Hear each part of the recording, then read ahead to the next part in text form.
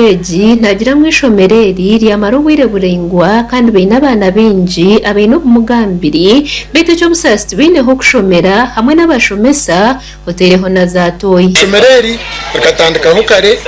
konkatiri yagira foundation body yakubasa kuriyama so as leaders nka local government twatanise na bushenyi local government na municipality tubere tugezaho